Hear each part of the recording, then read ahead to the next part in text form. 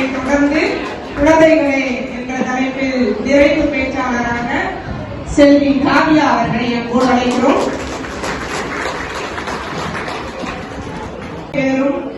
மிக தெளிவாக அருமையாக பேசிக் கொண்டிருக்கிறார்கள். நான் பார்த்த வரையில் நிறைய குழந்தைகள் இப்படி பேசின பார்த்த நம்ம திருங்கை மண் ஒரு இலக்கிய மண் என்பதை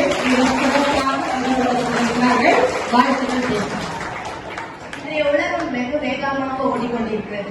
வாழ்க்கை ஓட்டத்துல மனிதன் மனிதனாக வாழ நேரம் இல்லாமல் இருக்கிறோம்.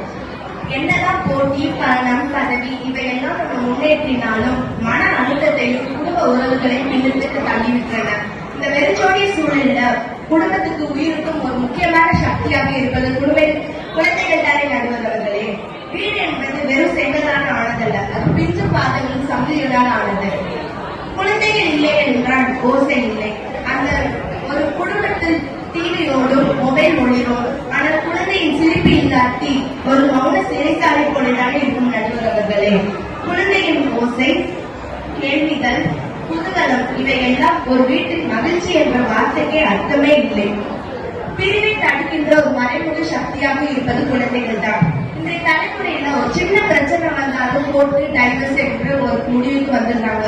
அதே ஒரு குடும்பத்துல ஒரு குழந்தை இருந்துச்சுன்னு வச்சுக்கோங்க, நம்ம எடுத்திருக்க முடிவு சரியா, நம்ம கோபம் சரியா என்று அது 1000 முறை யோசிக்கப்படுகிறது.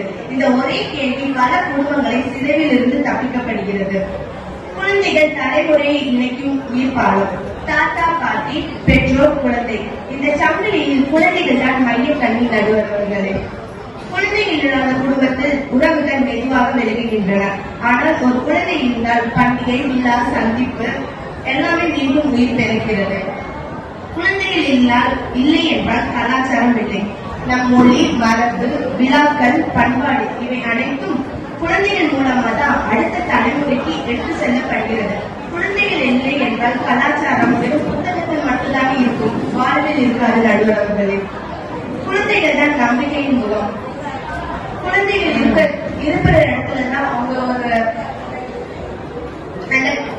குழந்தைகள் இருந்தால்தான் கனவுகள் அந்த குடும்பத்துக்கு நாளைய ஒரு நம்பிக்கையாக வருகிறது. கவிதை நடுவர்கள் சொல்லுமா. வீட்டின் உயிர்.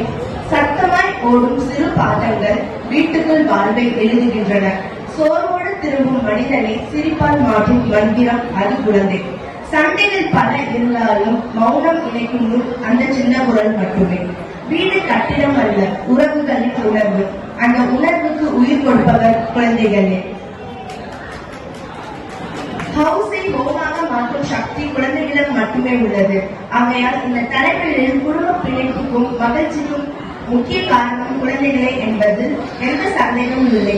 டச் ஸ்கிரீன் உலகத்தில் டச் ஹார்ட் மனிதர்களே குழந்தைகள் தான் நடுவர்களே. வாய்ப்பை கொடுத்த அனைவருக்கும் நன்றி. அவர்கள் மென்மையாக பேசினாலும் சில ஆழமான கருத்துக்களை சொல்லியிருக்கிறார். குழந்தைகள் இன்னைக்கு ஸ்ட்ரெஸ் அப்படின்னு சொல்றது 3 வயசுல இருந்து குழந்தைகளுக்கு ஸ்ட்ரெஸ், மன அழுத்தம். பெரியவர்கள் இல்ல, 3 வயசு குழந்தைக்கு வருது. ஏன் வருது தெரியுமா? பள்ளிக்கூடத்துக்கு போனா அவன் அந்த மாதிரி பேக், ஸ்கூல் பேக் வச்சிருக்கான். எனக்கு வேணும், எனக்கு கஷ்டமா இருக்கு அப்படின்னு குழந்தை சொல்ல ஆரம்பிக்குது. பாட்டு போட்டியில போய் பாடி தோக்குற குழந்தைகள் அழுகுது. தான் தோல்வினா என்னன்னு தெரியாத குழந்தைக்கு எங்கேயா தோல்வி பத்தி புரிதல் இருக்கு. சின்ன வயசுல ஸ்ட்ரெஸ் அப்படின்னு சொல்லுது. ஸ்ட்ரெஸ்னா என்னன்னே தெரியாது அந்த பிள்ளைகளுக்கு. ஆனா பெரியவர்களும் உறவுகளும் இந்த குழந்தையை பார்க்கும் பொழுது தனக்கான மன அழுத்தம் தீர்கிறது, போகிறது என்ற பிராணித்தரமான கருத்தை சொல்லியிருக்கிறார். உண்மையிலேயே உங்களுக்கு பாராட்டுகளை தெரிவித்துக் கொண்டு